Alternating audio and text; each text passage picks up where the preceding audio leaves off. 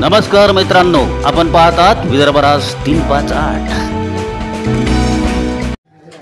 नमस्कार मित्रांनो, आपण पाहता विदर्भराज 358 न्यूज। मी प्रभुदास शिगळे। आज आपण आलो दर्यापूर तालुक्यातील दर्यापूर शहरातील एक नगर परिषद मधील सब्जी मंडीमध्ये।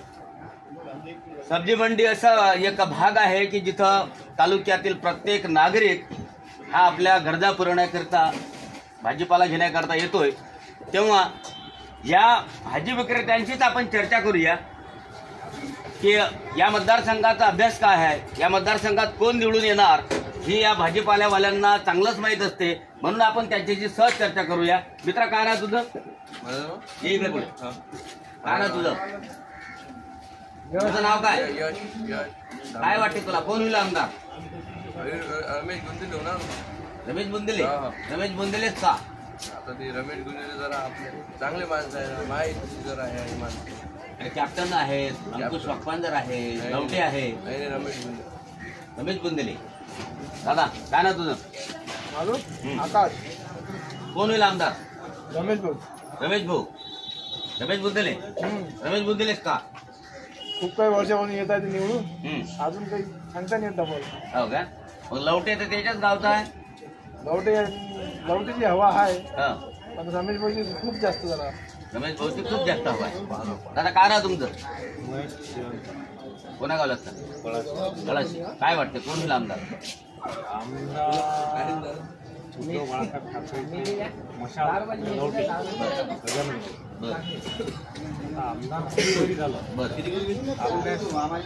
शेतकऱ्याच्या प्रश्नावर बोलणारा आपल्याला आमदार पाहिजे। याच्या आधी आमदार झाले ते शेतकऱ्याच्या प्रश्नावर बोलणारे झाले आहेत का? तुम्हाला बाजार भावाबद्दल बोलणारा एखादा आमदार आपण त्यांना विधिमंडळात पाठवतो। ते तिथं गेल्यानंतर विधिमंडळाचे सदस्य होतात। विधिमंडळाचे सदस्य होतात, तो नेमका निधी कोणासाठी आणतात हा फार मोठा एक संशोधनाचा भाग आहे। त्याच्यामुळे एक आमचे अपक्ष विलीप काळ आहे शेतकरी संघटनेचे। शेतकऱ्याचे 40 वर्षापासून आज त्यांनी हिंमत केली लढायची शेतकऱ्यांसाठी।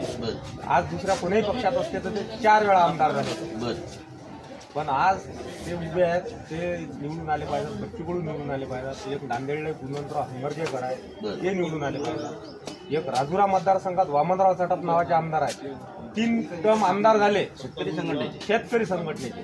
3 टर्म आमदार होऊन त्यांच्याकडे आज स्वतःची गाडी सुद्धा नाही आहे। आम्ही 1,000 रुपये वर्गणी करून त्यांना 15,000 रुपये दर्यापूर तालुक्यातून निधी पाठवला।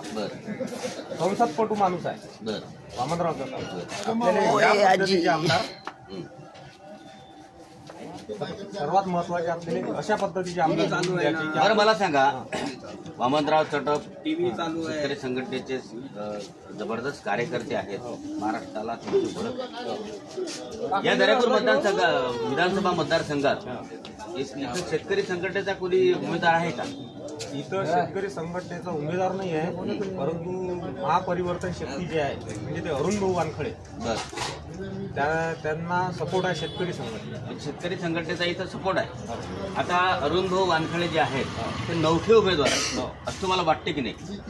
उमेदवार जरी नवखे आहेत, पण ते आम्ही आमच्या विचारांना त्यांना मतदान। मला सांगा, मला तुम्ही सांगा, अरुण भाऊ वानखळेंना तुम्ही शेतकरी संघटनेचा पाठिंबा दिला, स्थानिकचा उमेदवार होता, स्थानिकचे उमेदवार आहेत किंवा अंजनगाव तालुक्यातले असतील किंवा दर्यापूर तालुक्यातले असतील, त्यांना पाठिंबा न देता आपण अरुण भाऊ वानखळे यांनाच पाठिंबा का दिला? प्रश्न असा आहे की आम्हाला प्रहारचा पाठिंबा आहे शेतकरी संघटने, त्याच्यामुळे आम्हाला त्यांना पाठिंबा देणं हा आमचा सर्वात महत्वाचा भाग आहे। तुम्हाला काय वाटते आता या मतदारसंघाचा अभ्यास जर केला?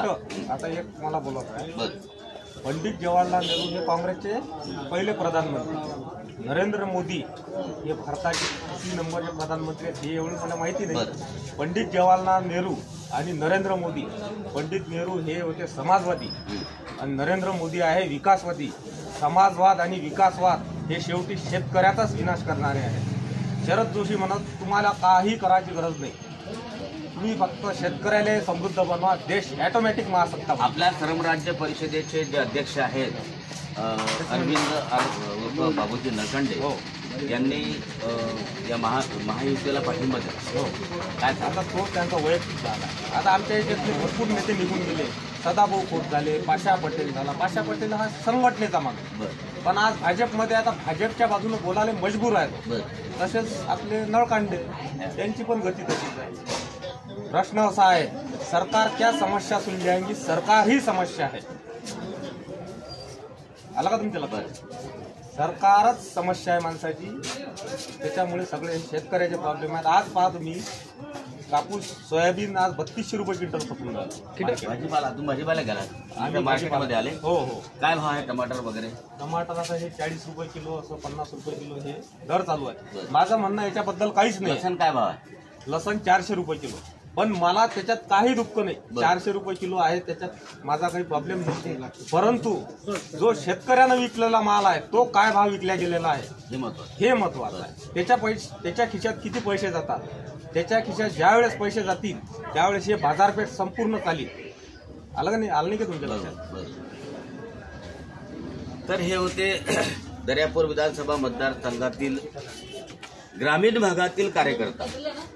यांचं असं मत आहे, ज्यांना राजकारणाची काही घेणं देणं नाही, परंतु शेतकऱ्याच्या माल भावाला किंमत भेटली पाहिजे आणि शेतकऱ्याचं हित झालं पाहिजे असा त्यांचा मानस आहे. आणि त्या दृष्टीने त्यांनी कुणाला मतदान करायचं, अरुण वानखळे हा त्यांचा उमेदवार आहे असं त्यांचं मत आहे.